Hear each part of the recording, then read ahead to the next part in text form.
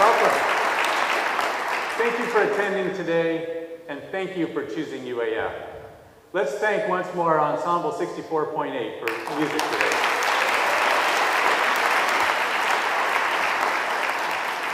Shaluk Nai, Juk Van Grinzi, Shojri Dan White, Oji, UAF Chancellor Ikli. I welcome you, it's an honor, really, to welcome you in Gwich'in, to emphasize the importance of Alaska Native language and culture to all of us here at UAF. This is a picture from last year's Indigenous Peoples Day, and if you didn't get a chance to go, I'd encourage you to attend this coming year. October 8th will be Indigenous Peoples Day, and it's a celebration for everyone at UAF and everyone in the state, but here particularly at UAF, where we have really global leadership in Alaska Native and Indigenous studies. You heard the Safety Minute, and the Safety Minute talks about the exits, but I'd like to also just emphasize for us at UAF a culture of respect, diversity, inclusion, and caring. And that's on all of us. It's on me, it's on you. Take your Title IX training. Every employee at the university and the students are required to take Title IX training by September 30th. And I see a lot of our UAF athletes out in the audience, and I know that they have taken it. Please join them and join me in your Title IX training, because a culture of respect, diversity, inclusion, and caring is on all of us. To that end, one of the things that we're doing, and I'd like to thank Drs. Anahita and Champagne who are co-chairing our IDEA task force. IDEA, inclusivity, diversity, equity, and accessibility. This is a task force that I asked a year ago to go and look at some of the areas that we could improve here at UAF in those inclusivity, diversity, equity, and accessibility. And they will come back with some recommendations, and we will look to implement some of those things. A lot of people ask me, Dan, this is now my second year as Chancellor, how did the first year go? And it was just great. There are so many things to celebrate here at UAF. It started out with Rev It Up. Rev It Up is, and I thank Mary Creta and all of her team for the outstanding work they do at orientation. It's the first day. Rev It Up is new student orientation, move in, parents come, parents leave. That's the day that students all start their new life as an adult at UAF, their new career, coming back for a new career. That's the first day. And that's the chance that all faculty, staff have to influence that trajectory. And I'll note, and again, I'll thank our university athletes who were there all week long, helping out, helping the students move in. So thanks for that. What a great week that is. Kind of a next great week is commencement. Lots of ceremonies at all of our different campuses. Our commencement here, there were 600 students that walked across the stage. Of the 1,400, 600 walked across the Carlson stage. And everybody, when I got kind of ready for commencement, they said, geez, Dan, you're going to have to stand up there. It's going to be like 4 hours you're going to stand up there. And you have to shake all these hands, and your hands are going to be tired, and your knees are going to be tired. Oh, what an ordeal. And after 600, I thought, is that it? That was great. Every single student, I shook 600 hands that walked across the stage, and every single one of them was happy. It was a great day for them, and a great day for all of you, faculty and staff and students. And I know there's a lot of students here, so thank you for that. I got to attend a lot of athletic events, and it was wonderful. There wasn't a single athletic event that I left and wasn't enthused to be part of the Nanook Nation. Women's volleyball is kind of right in the beginning part of their season. The Chancellor, I have some seats, I have 8 seats. Come and join me at an athletics event. Come and join me for women's volleyball or men's basketball. Come see a swimming meet with me. We've got Division I hockey. These hockey players, and I know there's some of them out there, these are the elite athletes in the country in hockey. Come watch them skate for the Nanooks. Dr. Champagne and I were sitting at the Patty Center and looking up at the Division I rifle championship banners. And we sat and we looked at all those championship banners and we thought, I think Dr. Champagne said, isn't that a dynasty? That's what, in most parts of the country, they call that a dynasty. These athletes that we have, the shooters, Division I, best in the country, national champions over and over again, and they are taking real majors here at UAF, and they're excelling. They're very focused, and they're excelling in their academics. So join me for an event, and I apologize if there's any skiers or cross-country runners, because I don't have a picture of you up there, but great athletes as well. I get the opportunity, one of my favorite things to do is to welcome people to UAF. And I get this opportunity to say thank you. Thank you for choosing UAF.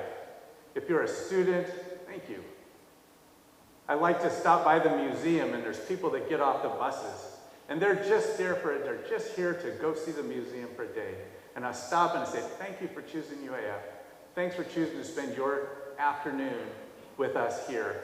And whether it's a career, whether it's 4 years or 5 years or a 2-year or 1-year certificate, thank you for choosing UAF. And that's really a great honor to be able to do.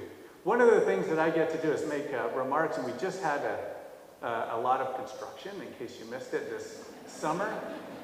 I get the opportunity to cut ribbons and throw ceremonial switches, and we had the CHP, the Combined Heat and Power Plant, ceremonial switch throw the other day.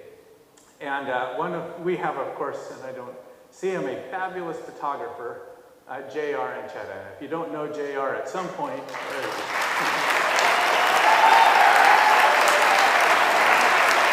thank you, JR. And at some point, he will take a picture of you too. But I've noticed that he takes a lot of pictures of me. Unfortunately, not all of JR's subject matter is that cooperative. And so surely, I didn't have my eyes closed the whole time, but obviously I did there. No fewer than 6 times did JR take my picture with my eyes closed.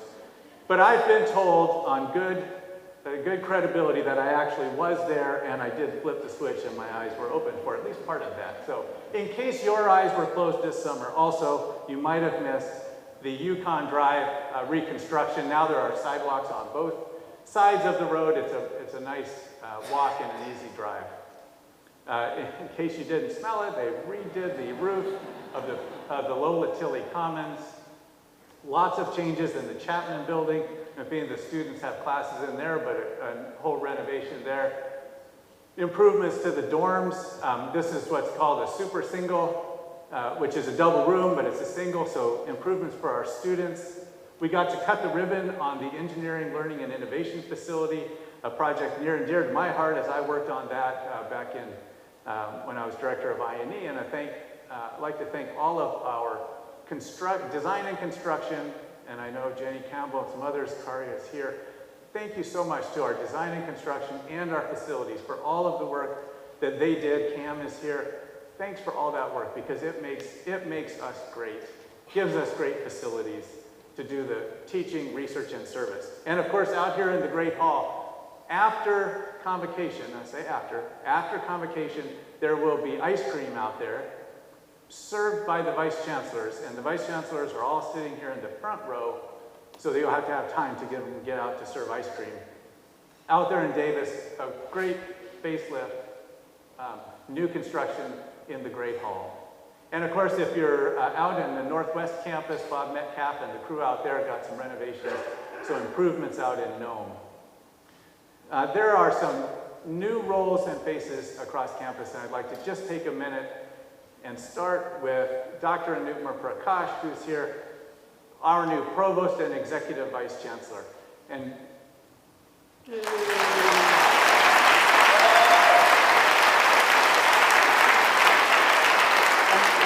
the Provost and Executive Vice Chancellor. And what the Executive Vice Chancellor means is if something happens to me, she's in charge. So be nice to Dr. Prakash. And I know, and I can't see, but I know that Dr. Henricks is here, our former provost, so thank you, Susan, for coming.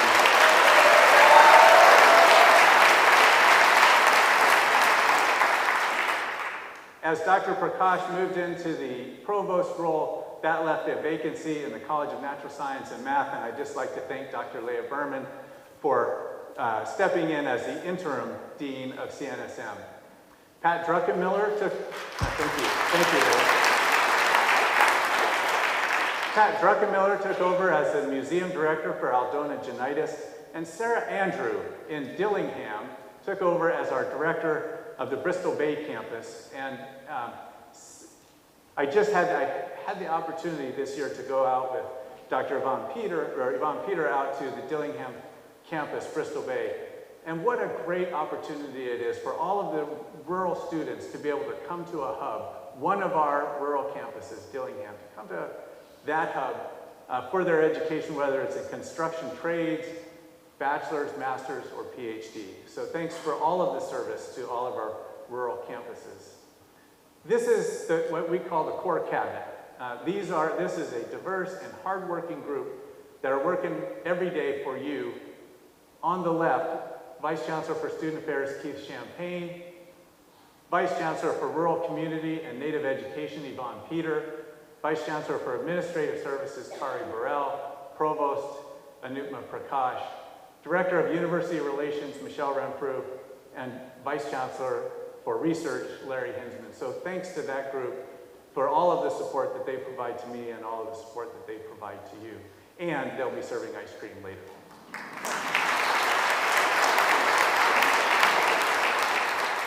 A few other changes: Heather Brandon, our Seed Grant Director, and Jody Anderson, Matt Nuska, Experimental Farm Director, and Stacy Rasmus, Canner, Interim Director. Canner is the Center for Alaska Native Health Research, and that is a key part of our One Health initiative, and I'll talk more about that a little bit later.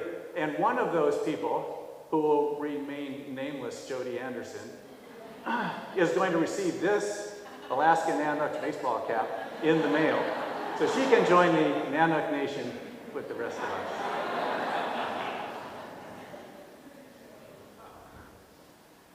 A few other changes. Of course, we had a change in our School of Education, which is now in the College of Natural Sciences and Math, and thank you, Amy Vinlove, for serving as the director of that. You may know Teresa Bacher because she has, for years, written fabulous articles in the Daily News Miner about the museum. She has just recently moved from the museum to take over as the